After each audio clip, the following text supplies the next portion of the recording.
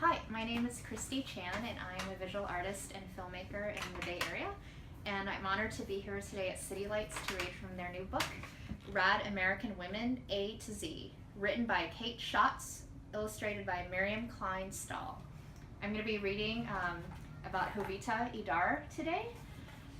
Jovita Idar, who believed in free and equal education for all children. Jovita Idar was many things during her lifetime, including a nurse, a journalist, an editor, and a political activist. She was also a teacher who believed that all children had the right to a good education, no matter how much money their parents had or what language they spoke. Jovita, the oldest of 8 children, was born in 1885 in Laredo, Texas, a town on the Texas-Mexico border.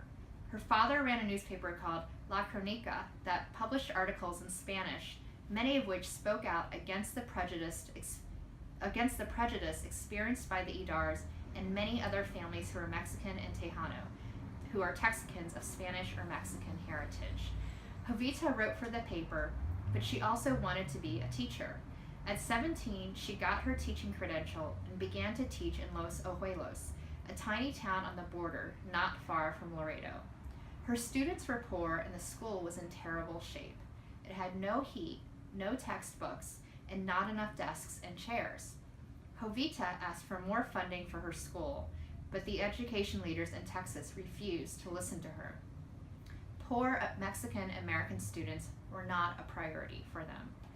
This made Jovita furious, but it also inspired her to take action.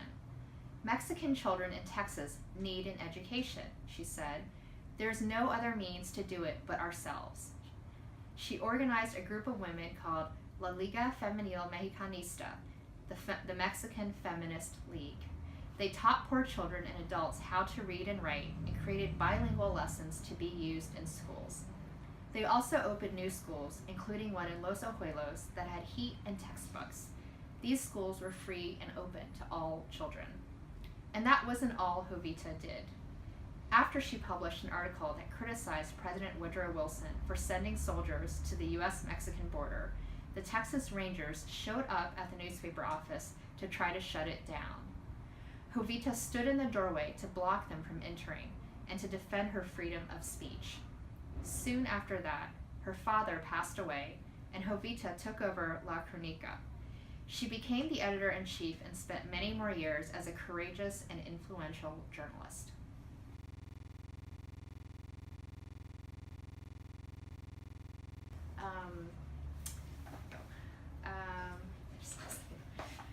So I chose Jovita because her story is just really incredible. She was born into tough circumstances, but she didn't let that keep her from having a voice.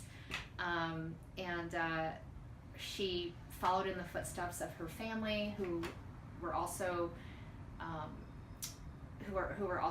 exercising free speech and advocating for their rights, and they were a good example of of the kind of immigrants who made this country. They fought for equal rights, and they believed in fairness and social justice, and they took risks to make that happen.